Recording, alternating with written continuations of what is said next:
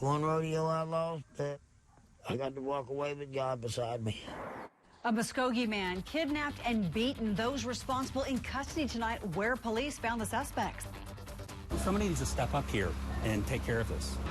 New at 10, Midtown sinkholes, the backyard dangers where children and pets play.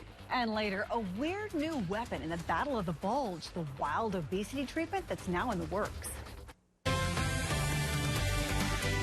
The news at 10 on 2 Works for You starts right now.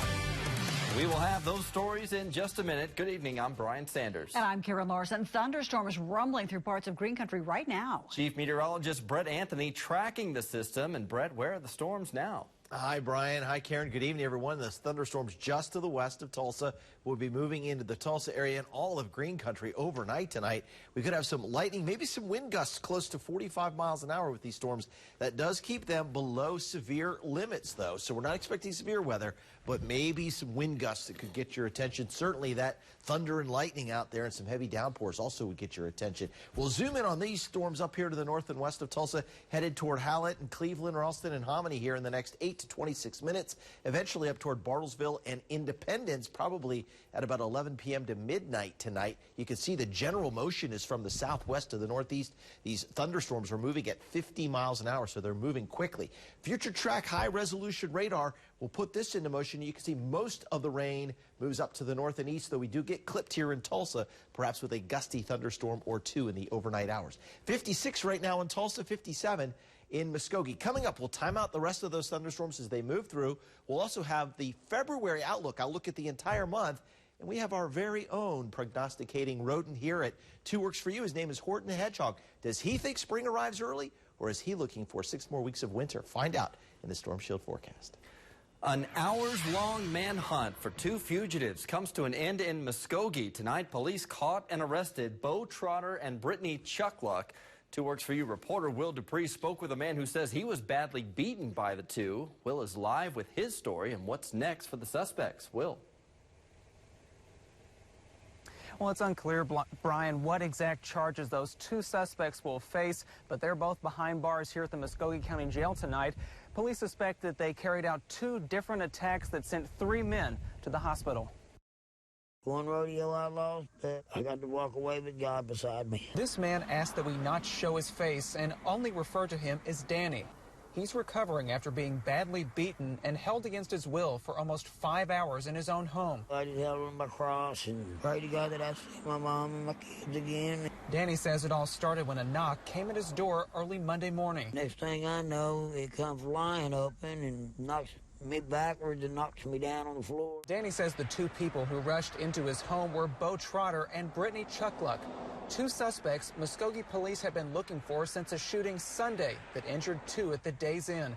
Danny says he tried to fight back, but Trotter severely beat him. He's walking around with tombstones in his eyes, and he don't care whose name goes on him. Danny says he probably would not have lived if Chuckluck had not been there. She kept hollering, stop, don't kill him. The 2 took off this morning, and police searched nearby. The area we were working with was an extremely large field, wooded. We were unable to locate them then. Someone called police Monday night after spotting Trotter and Chuckluck near a Muskogee shopping center. One of our storm chasers got video of the police response. With the 2 suspects now caught, Danny can focus on getting better, but he has a message for others. Don't answer your door unless you know who it is.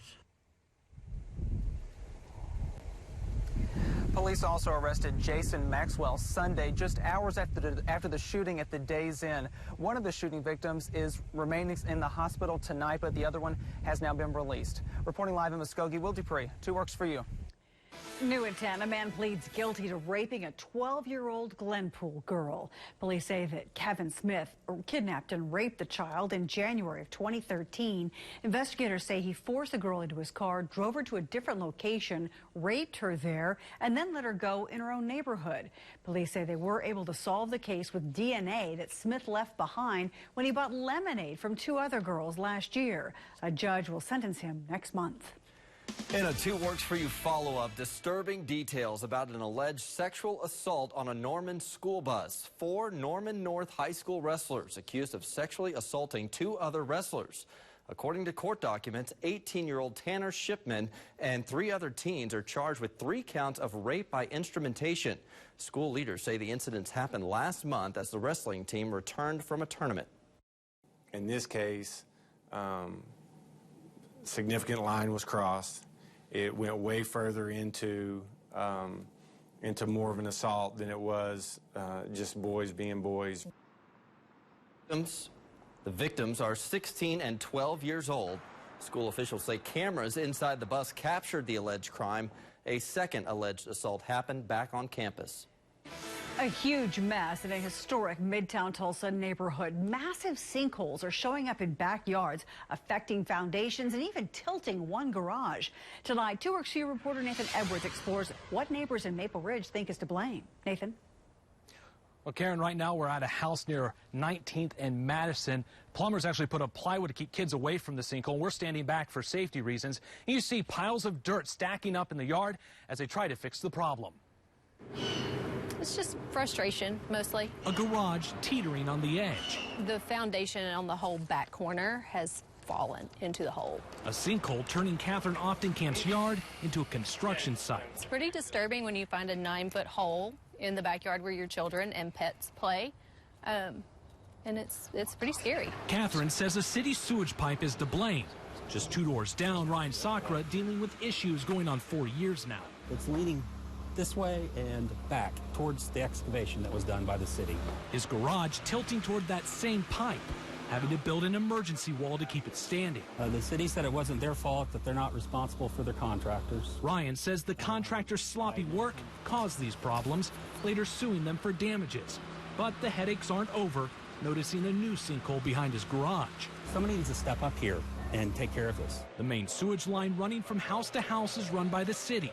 2 Works For You problem solvers reaching out to them tonight to get something done. I can tell you what's going to happen going forward is those main lines, the city's responsibility, they will get fixed. The city's engineer says homeowners should not have to put up with this. But Catherine says the damage has been done. It'll be well over $10,000 before we're done. A costly problem the city plans on addressing tomorrow. I'm told they'll have crews out here first thing in the morning. Live in Midtown Tulsa, Nathan Edwards, 2 Works For You.